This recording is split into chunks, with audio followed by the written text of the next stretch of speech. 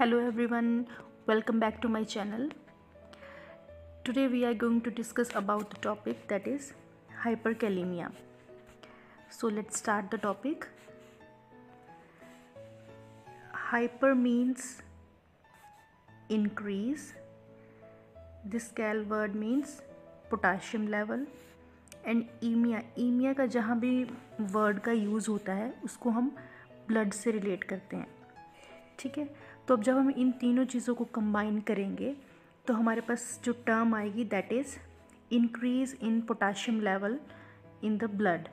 ठीक है, मीन्स कि जब पोटाशियम का लेवल नॉर्मल से इंक्रीज़ हो जाता है हमारे ब्लड में तो उसको हम बोल देते हैं हाइपरकैलेमिया. ठीक है, अब नॉर्मल वैल्यू क्या होती है हमारी? जो नॉर्मल वैल्यू है पोटाशियम की वो है हमारी 3.5 to 5 milliequivalent per litre. ठीक है, अब जो वैल्यू है वो हमें याद होनी चाहिए, तभी हम उसके बेस पे पता लगा सकते हैं कि ये हाइपर है या हाइपो है. प्रीवियस वीडियो में हमने हाइपोकैलेमिया डिस्कस कर लिया था. सो अब हम हाइपरकैलेमिया के बारे में डिस्कस करेंगे. ठीक है, तो यूनिट्स भी याद रखना. ठीक है, यूनिट्स भी ज़रूरी होते हैं. ठीक है, तो जब यहाँ पे हाइपरकैलेमिया की बात हो रही है तो जब पोटाशियम का लेवल 5 मिली इक्विवेलेंट्स पर लीटर से ज़्यादा हो जाता है तो हम उसको बोल देते हैं हाइपरकैलेमिया. क्लियर? सो एक वर्ड यूज़ होता है हमारे पास जिसको हम बोलते हैं स्यूडो हाइपरकैलेमिया. ठीक है, अब स्यूडो हाइपरकैलेमिया का मतलब क्या होता है? स्यूडो का मतलब फॉल्स. ठीक है, फॉल्स मतलब कि कुछ टाइम के लिए ही ऐसे गलत रीडिंग आ गई हमारे पास. गलत रीडिंग आ गई मीन्स कि कुछ टाइम के लिए ऐसे गलत हमें क्या शो हो गया कि पोटाशियम का लेवल ब्लड में हाई हो रखा है. अब ये ऐसे दो केसेस हो सकते हैं. दो क्या मतलब कई केसेस हो सकते हैं जिसमें हमें स्यूडो हाइपरकैलेमिया देखने को मिल सकता है. एक केस क्या बोल सकते हैं हम, सपोज़ कोई पेशेंट है. ठीक है, उसको जो है इंट्रावीनस जो है वो KCl जा रहा है. ठीक है, डॉक्टर ने बोला कि इस पेशेंट का जो है ब्लड सैंपल लो. ठीक है, इस पेशेंट का ब्लड सैंपल लो जिसको एक इंट्रावीनस KCl जा रहा है. ठीक है, तो जो हमारा नर्सिंग स्टाफ था उसने क्या किया, उसने ब्लड सैंपल जो है सेम उसी आर्म से जो है ले लिया जिससे उसको इंट्रावीनस इन्फ्यूजन चला था KCl का. ठीक है, तो जो ब्लड सैंपल जो है उसने नर्सिंग स्टाफ ने इस आर्म से लिया. जब इसको हम लैब में असेस करेंगे, लैब में चेक करेंगे तो इसमें जो है पोटाशियम का लेवल हाई आएगा, जबकि पेशेंट को हाइपरकैलेमिया के कोई साइन एंड सिम्टम शो नहीं होंगे. इट मीन्स कि कुछ टाइम के लिए फॉल्स रीडिंग आ जाती है हमारी, उसको बोल देते हैं हम स्यूडो हाइपरकैलेमिया. अब ये इसकी पोटाशियम का लेवल यहाँ पे हाई कैसे आया? क्योंकि जो KCl जा रहा था वो अभी अच्छे से डाइल्यूट नहीं हुआ था पूरे ब्लड में. ठीक है, वो जहाँ जैसे अभी जा रहा था ब्लड सैंपल ले लिया तो उससे जो ब्लड में डिज़ोल्व हुआ था KCl वो एज इट इज़ आ गया वापस, तो जिसकी वजह से पोटाशियम का लेवल रेज हो गया, जिसको हमने बोल दिया स्यूडो हाइपरकैलेमिया. ठीक है, तो ये जस्ट एक इंट्रोडक्शन थी.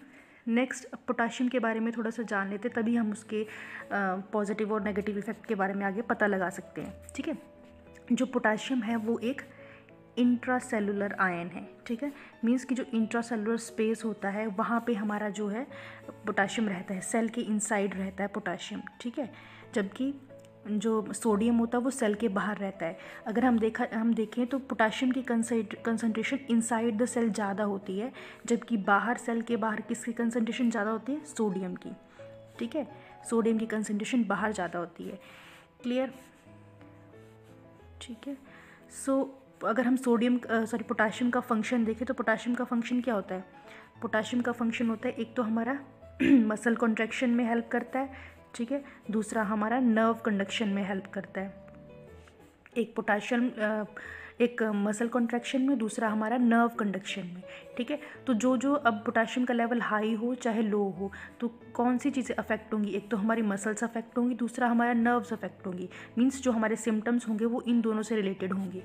ठीक है, अब ये मसल्स का काम कैसे, जो कंडक्शन का काम है, कंडक्शन कैसे अफेक्ट होती है हमें पता है. एक्शन पोटेंशियल कुछ होता है, अगर आपने सुना हो, एक्शन पोटेंशियल में हेल्प करता है हमारा पोटाशियम. मीन्स कि जस्ट अ मिनट, सपोज़ ये हमारा अगर सेल है तो एक्शन पोटेंशियल हमारी नर्व इम्पल्स कैसे ट्रांसफ़र होगी, नर्व इम्पल्स ट्रांसफ़र होने के लिए पोटाशियम जो नेसेसरी है। जब भी नर्व इम्पल्स ट्रांसफ़र होती है तो क्या होता है, जो सेल के बाहर सोडियम था वो अंदर आ जाता है, ठीक है, जो अंदर का पोटाशियम होता है वो बाहर चला जाता है। ऐसे क्या होता है, एक वेव की तरह जो हमारी इम्पल्स है वो आगे ट्रांसमिट होती है, इसको बोलते हैं हम एक्शन पोटेंशियल, ठीक है। तो इसमें हमारा जो है पोटाशियम हेल्प करता है, ठीक है। ये तो था जस्ट इसकी इंट्रोडक्शन, ठीक है। अब आते हैं हम इसके कॉजेज़ के ऊपर।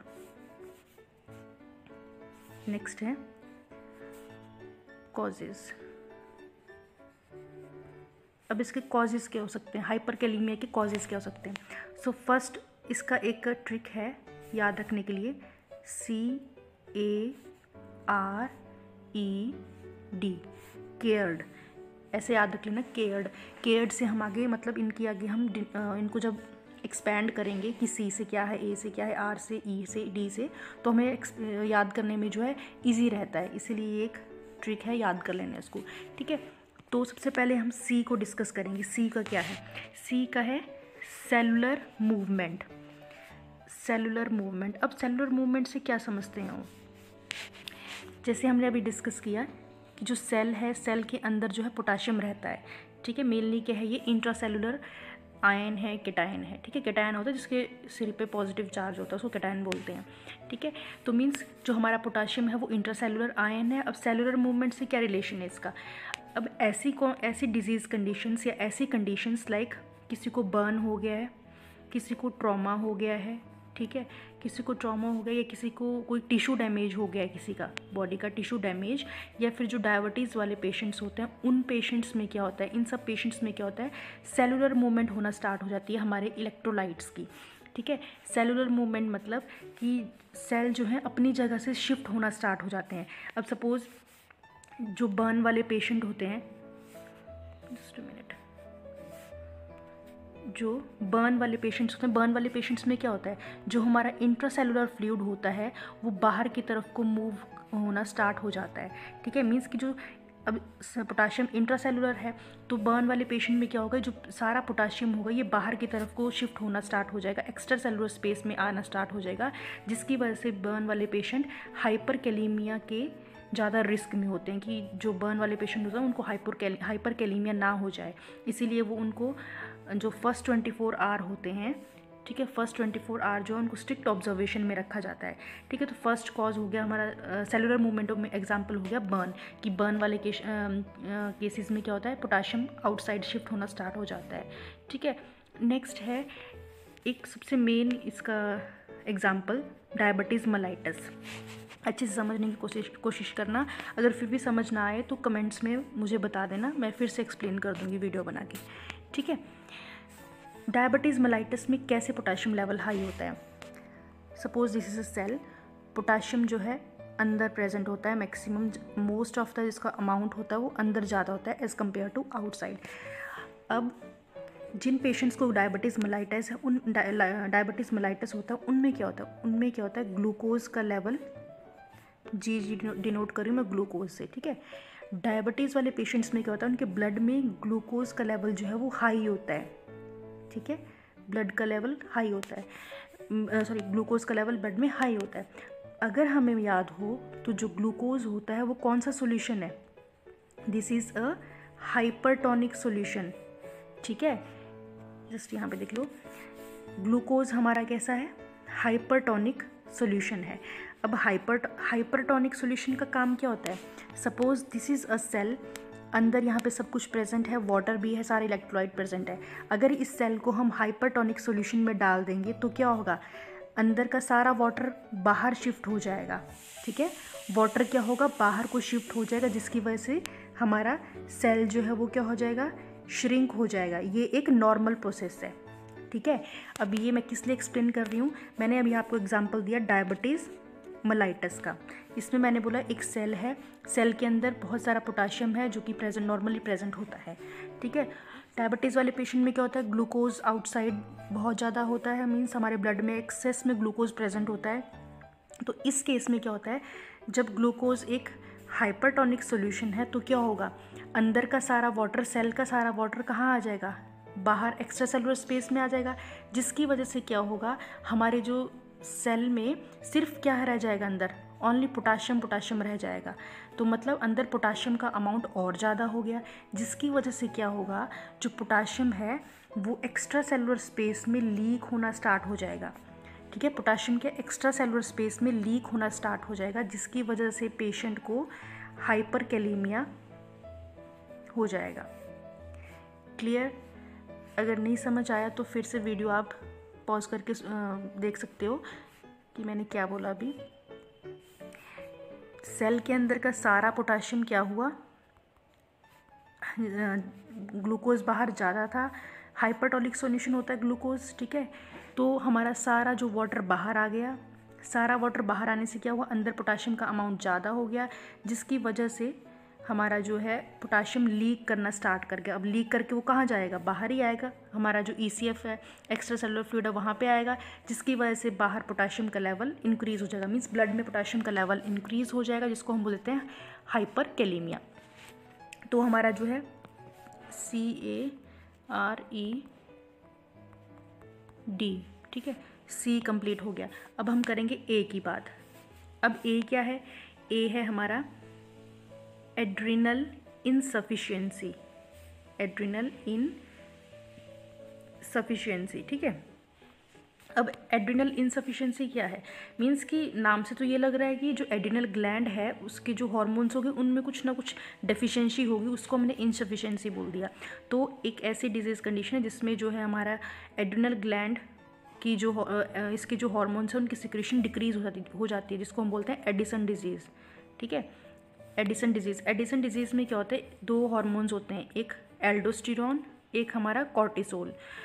तो एडिसन डिजीज़ में क्या होता है, हमारे एल्डोस्टेरॉन और कॉर्टिसोल का लेवल डिक्रीज़ हो गया, जिसकी वजह से क्या होगा, हमारी बॉडी में सोडियम और वाटर की, एल्डोस्टेरॉन का फंक्शन क्या होता है, सोडियम और वाटर की रीएब्जॉर्प्शन करना। ठीक है, जब अब हमारी बॉडी में एल्डोस्टेरॉन डिक्रीज़ है तो इनकी रीएब्जॉर्प्शन भी नहीं होगी। हमेशा सोडियम और पोटाशियम अपोजिटली जो है हमारी बॉडी में वर्क करते हैं। अगर सोडियम का लेवल ज़्यादा है तो पोटाशियम का कम होगा। ठीक है, अब देखो यहाँ पे एल्डोस्टेरॉन नहीं है तो इसकी एब्जॉर्प्शन भी नहीं होगी, ये हमारी बॉडी से एक्सक्रीट आउट हो रहा है, तो पोटाशियम क्या होगा, हमारी बॉडी में स्टोर होना स्टार्ट हो जाएगा, जिसकी वजह से हमारी बॉडी में क्या हो जाएगा, हाइपरकैलेमिया। ठीक है, तो A वाला भी क्लियर हो गया हमारा। अब बचा हमारा R से हमारा आ गया रीनल डिजीज़। ठीक है, अब कोई भी रीनल डिजीज़ हो, चाहे वो एक्यूट रीनल फेलियर हो, ARF हो, चाहे वो CRF हो, क्रॉनिक रीनल फेलियर हो, इन जो भी रीनल की डिजीज़ होते हैं उनमें क्या होता है, किडनी का फंक्शन जो है GFR डिक्रीज़ हो जाता है। मीन्स किडनी अपना फिल्ट्रेशन का काम नहीं कर पाती, जिसकी वजह से क्या होता है, हमारा जो भी जितना भी वेस्ट प्रोडक्ट है वो हमारे ब्लड में एक्यूमुलेट होना स्टार्ट हो जाता है। ठीक है, जिसकी वजह से जिनमें अब वेस्ट प्रोडक्ट में बहुत कुछ आता है, लेकिन अभी हम पोटाशियम की बात करें तो उनमें से एक कंपोनेंट हमारा पोटाशियम भी होता है, वो भी ब्लड में राइज होना स्टार्ट हो जाता है, जिसकी वजह से हाइपरकैलेमिया हो जाता है पेशेंट को। ठीक है, अब R भी क्लियर हो गया। अब E से बचा हमारा, E से क्या बचा हमारा, E मीन्स एक्सेसिव इनटेक।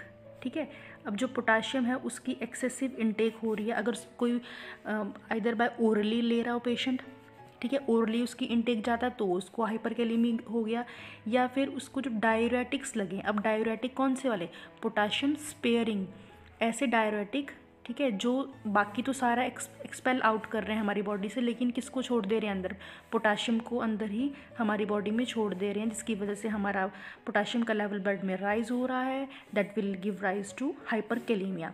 ठीक है, एक्सेसिव इनटेक भी हो गया। अब लास्ट हमारा बचा D से। D मैंने आपको बता दिया, D से आ गया डायूरेटिक्स। ठीक है, डायूरेटिक्स में जो भी बताया मैंने, पोटाशियम स्पेयरिंग डायूरेटिक्स, और भी अदर ड्रग्स लाइक जैसे हमारे नसेड्स होते हैं।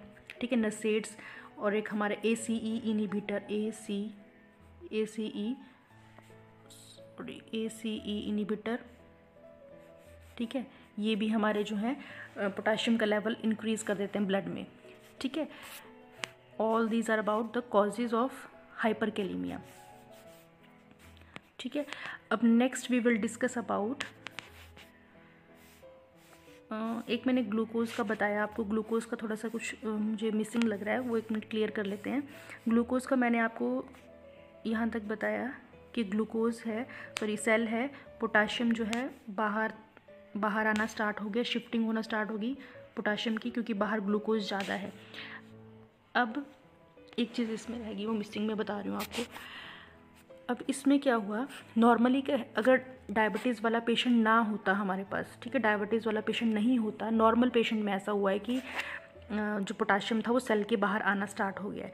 तो नॉर्मल जो हेल्दी इंडिविजुअल होता है उनके पास इंसुलिन प्रेजेंट होती है अपनी। तो इंसुलिन क्या करती है, इंसुलिन इस जो बाहर निकला था सारा पोटाशियम, इसको क्या करेगी, सेल के अंदर पुश करने के काम करती है।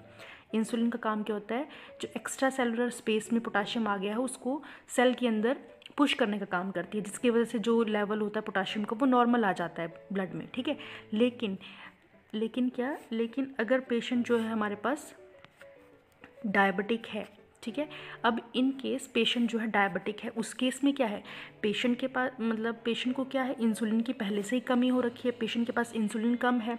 तो इंसुलिन कम है तो कोई ऐसा हमारे पास सब्सटेंस बचा नहीं जो पोटाशियम का लेवल मेंटेन कर सके, पोटाशियम को जो है सेल के अंदर उसका इन्फ्लक्स कर सके, तो जिसकी वजह से और हमारे बॉडी में जो है पोटाशियम का लेवल इंक्रीज़ हो जाता है, ठीक है। तो ये मेरा पॉइंट एक मिसिंग रह गया था रिलेटेड टू डायबिटीज़ मेलाइटस, ये आप ऐड कर लेना अपने नोट्स में, ठीक है। सो नेक्स्ट हम अगर इसके साइन एंड सिम्टम्स के बारे में बात करेंगे। अब साइन एंड सिम्टम में एक ट्रिक है याद करने के लिए, MURDER,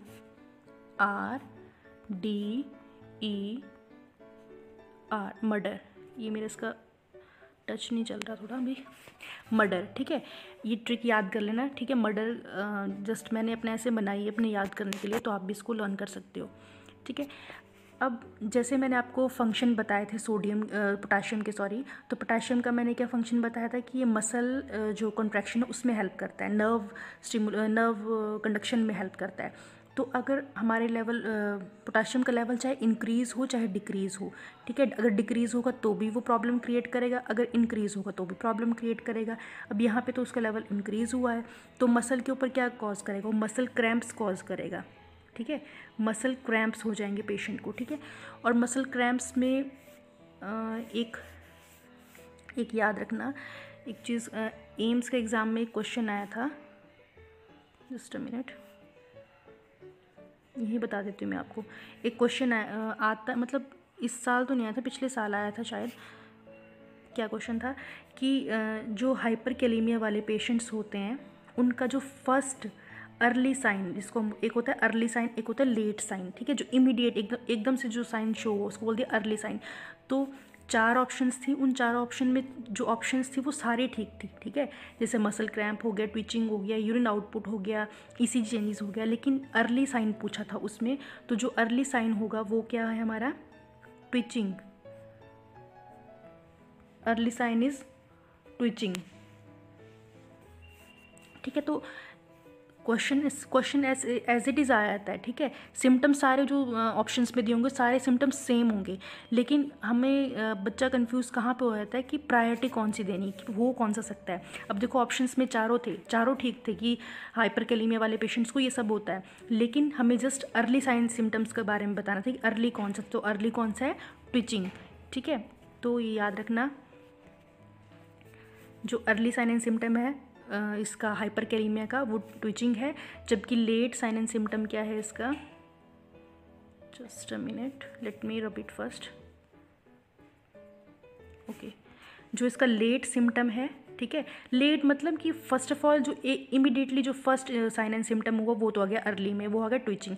लेट में क्या होगा, वीकनेस। अब एक ऑप्शन उसमें वीकनेस भी थी, ठीक है। अब देखो दोनों, मतलब वीकनेस भी इसका आंसर है, ट्विचिंग भी इसका आंसर है, मसल क्रैम्प भी इसका आंसर है, और अगर इसके अलावा कोई और डिसरिथमिया लिखा होता तो वो भी इसका आंसर है। लेकिन क्वेश्चन क्या पूछा है कि लेट क्या है, लेट सिम्टम क्या है, तो वो आएगा वीकनेस, अर्ली में आएगा ट्विचिंग, ठीक है। तो M से आ गया हमारा मसल क्रैम्प, ठीक है, क्लियर है इतना। नेक्स्ट अब हम U की बात करेंगे, तो U से क्या है हमारा, U से आएगा यूरिन आउटपुट, ठीक है, यूरिन आउटपुट।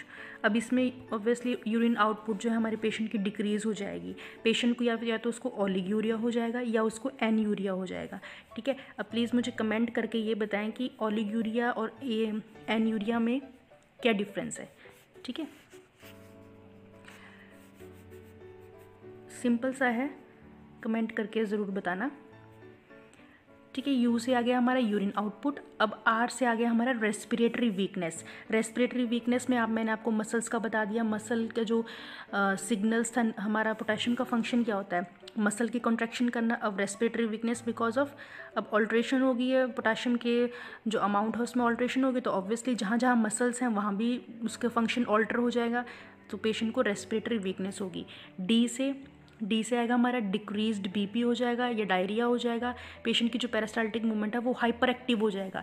अब आर से पढ़ेंगे ना हाइपर रिफ्लेक्सिया, तो वो आ जाएगा इसमें, मतलब हमारी मूवमेंट्स जो इंक्रीज़ हो जाएंगी। अब एक है हमारा डिसअरिथमिया। डिसअरिथमिया क्यों हो जाएगा पेशेंट को, जो नॉर्मली हमारा जो हार्ट की कंडक्शन में पोटाशियम भी हेल्प करता है लिटिल बिट, ठीक है, मेनली तो हमारा कैल्शियम और सोडियम हेल्प करता है, कैल्शियम हेल्प करता है। तो जब पोटाशियम ज़्यादा हो जाएगा उसकी वजह से जो हमारी मायो जो कॉन्ट्रैक्टिबिलिटी है वो अल्टर हो जाएगी, जो रिदम होती है हार्ट की वो अल्टर हो जाएगी, तो क्या हो जाएगा, डिसअरिथमिया हो जाएगा पेशेंट को। ठीक है, नेक्स्ट है E stand for what, E stand for ECG changes. ठीक है, अब ईसीजी में क्या चेंजेस आएंगे वो भी देख लेते हैं हम। ईसीजी में क्या चेंजेस आएंगे, normal ECG like this P wave, फिर ऐसे क्यूआरएस वेव, इससे हमारी टी वेव, ये आइसोमेट्रिक लाइन। ठीक है, तो ये हमारी पी वेव, ये क्यूआरएस वेव, टी वेव, ठीक है, ऐसे हमारा नॉर्मल होता है। लेकिन ईसीजी हाइपरकैलेमिया के केस में क्या होगा, जो हमारी पी वेव होगी वो फ्लैट होगी, जो हमारी ये जो क्यूआरएस होगा हमारा, क्यूआरएस हमारा ये वाइड हो गया होना ऐसे, और जो हमारी टी वेव है वो टॉल्ड पीक टी वेव बन गई होगी। अगर हम ऐसे आइसोमेट्रिक लाइन बनाएं, थोड़ा ढंग का नहीं बना बट जस्ट समझाने के लिए, जो पी वेव होगी वो हमारी फ्लैट होगी होनी। ठीक है, पी वेव जो है फ्लैट होगी, क्यूआरएस जो होगी ये वाइड हो गया होना। ठीक है, जो हमारा टी वेव है वो टॉल पीक्ड होगी। ठीक है, ये भी क्वेश्चन आया हुआ है कि जो हाइपरकैलेमिया वाले पेशेंट्स होते हैं उनमें ईसीजी का पैटर्न क्या होता है। ठीक है, या तो आपको ईसीजी वहाँ पे दी होगी, वहाँ से आपको गेस करना है कि ये कौन सी डिजीज़ कंडीशन में ऐसी ईसीजी होती है, या तो वहाँ पे जस्ट ऑप्शंस दी होंगी कि टॉल्ड होगी या फ्लैट होगी या यू वेव आएगी। ठीक है, तो आपको वहाँ से वो करेक्ट आंसर टिक करना है। ठीक है, अब लास्ट बचा हमारा आर से हमारे रिफ्लेक्सिस आ गई, मतलब मैंने आपको बता दिया अब हाइपर रिफ्लेक्सिया हो जाएगा पेशेंट को। क्यों होगा, अगर फंक्शन याद हो तो क्यों होगा, मैंने मसल कॉन्ट्रैक्शन और नर्व कंडक्शन में बताया, जितना जल्दी जो है जितना ज़्यादा पोटाशियम ब्लड में होगा उतना ज़्यादा वो एक्टिविटी, हमारी बॉडी एक्टिविटी करना स्टार्ट कर देगी, तो पेशेंट को जो है हाइपर रिफ्लेक्सिया हो जाएगा। ठीक है, so that's all about the sign and symptom. Hope so आपको ये समझ आ गया होगा इतना जितना मैंने अभी तक करवाया। सो नेक्स्ट है हमारा लास्ट जो है असेसमेंट में हम जो है ईसीजी पैटर्न से चेक कर लेंगे। ठीक है, ईसीजी करेंगे तो हमें पता लग जाएगा। नेक्स्ट हम उसका जब ब्लड सीरम टेस्ट करेंगे तो हमें हाइपरकैलेमिया शो हो जाएगा, और बाकी साइन एंड सिम्टम से भी हम असेस कर सकते हैं कि पेशेंट जो है हाइपरकैलेमिक है। ठीक है, नेक्स्ट है हमारा मेन नर्सिंग इंटरवेंशन, कि हम एज अ नर्स हमारी क्या इंटरवेंशंस है। ठीक है, तो सबसे पहले हम जो पेशेंट को एडमिनिस्टर करेंगे, फर्स्ट है रेगुलर इंसुलिन।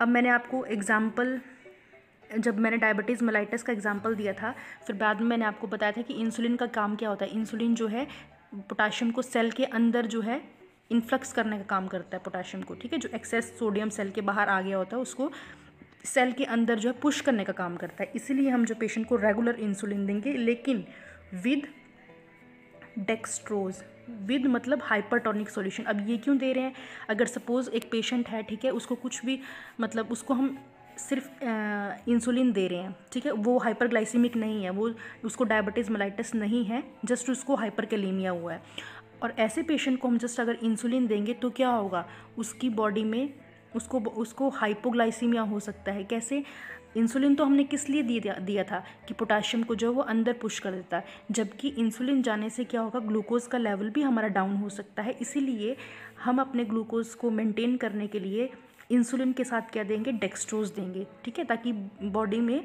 जो हाइपरकैलेमिया है वो भी ट्रीट हो सके, और साथ में जो है हमारा पेशेंट हाइपोग्लाइसीमिया में ना चला जाए। इसलिए हम जो रेगुलर इंसुलिन देंगे, जो फर्स्ट ट्रीटमेंट है हमारा। ठीक है, सेकेंड ट्रीटमेंट क्या है हमारा, एक होता है कैक्सलेट, KAYEXALATE, ठीक है। ये एक कैटायन एक्सचेंज रेजन है, ठीक है। मतलब कैटायन मतलब जिसके, मैंने बताया था जिसके सिर के ऊपर पॉजिटिव चार्ज है वो उनको कैटायन बोलते हैं। अब ये क्या करता है, ये जो हम सोल्यूशन देते हैं इसको हम आइदर ओरली भी दे सकते हैं और आइदर हम एनीमा के थ्रू भी दे सकते हैं, रेक्टम के थ्रू भी दे सकते हैं।